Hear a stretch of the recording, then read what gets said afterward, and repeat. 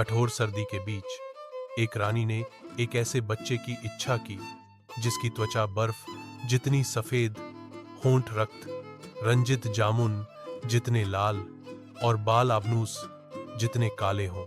उसकी इच्छा एक बेटी के जन्म के साथ पूरी हुई जिसका नाम स्नो वाइट था।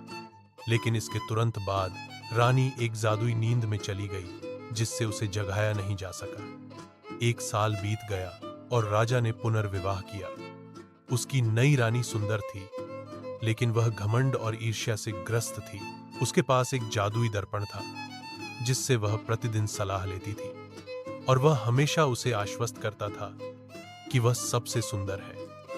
लेकिन जैसे जैसे स्नो वाइट बड़ी हुई, उसकी सुंदरता रानी से आगे निकलने लगी। एक दिन दर्पण ने घोषणा की कि स्नो वाइट अब 1000 गुना अधिक सुंदर थी।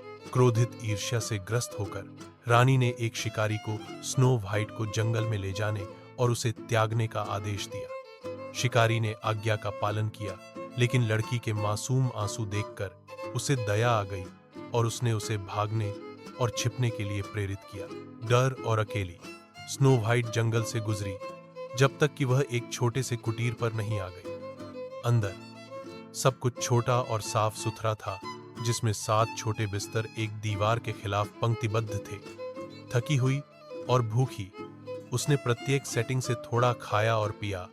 अंततः 7वें बिस्तर में गहरी नींद में गिर गई। उस शाम कुटीर के मालिक 7 बौने, जो पहाड़ों में रत्न निकालते थे, घर लौटे। वे सुंदर लड़की को सोता हुआ देखकर चकित रह गए और आश्चर्य से भरकर उसे रहने दिया। अगली सुबह स्नो वाइट ने उन्हें अपनी कहानी सुनाई। बौनों ने अपनी दयालुता में उसे एक घर की पेशकश की अगर वह उनके लिए खाना बनाएगी और सफाई करेगी। उन्होंने उसे सख्ती से चेतावनी दी कि वह किसी के लिए भी दरवाजा न खोले। हालांकि रानी ने जल्द ही अपने दर्पण से सीखा कि स्नो वाइट अभी भी जीवित थी।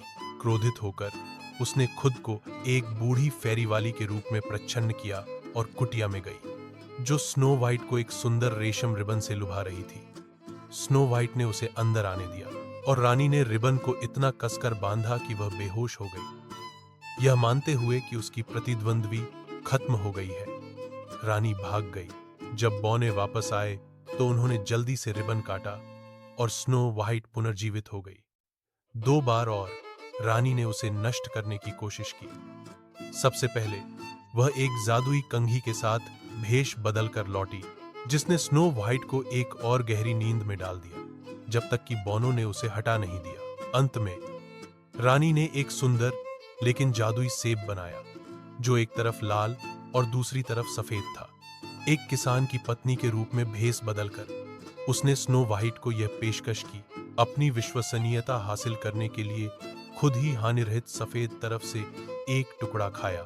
जब स्नो वाइट ने लाल तरफ से एक टुकड़ा खाया तो वह इतनी गहरी नींद में जमीन पर गिर गई कि ऐसा लग रहा था जैसे उसकी मौत हो गई हो। बौनों ने उसे बेसुध पाया। इस बार उसे पुनर्जीवित नहीं कर सके। दिल टूट गया, फिर भी उसकी कभी न खत्म होने वाली सुंदरता से अलग होने में असमर्थ, उन्होंने एक क्रिस्टल ताबूत बनाया और उसे पहाड़ की ओर रखा। बहुत समय तक वह वहां पड़ी रही, बौनों और जंगल के जीवों द्वारा देखी जाती रही। एक दिन एक राजकुमार घोड़े पर सवार होकर आया और उसकी सुंदरता से इतना मोहित हो गया कि उसने बौनों से प्रार्थना की कि वह उसे ताबूत ले जाने दे। वे अनिच्छा से सहमत हो गए। जैसे ही उसके नौकरों ने उसे पहाड़ से नीचे उतारा, उनमें से एक ठोकर खा गया।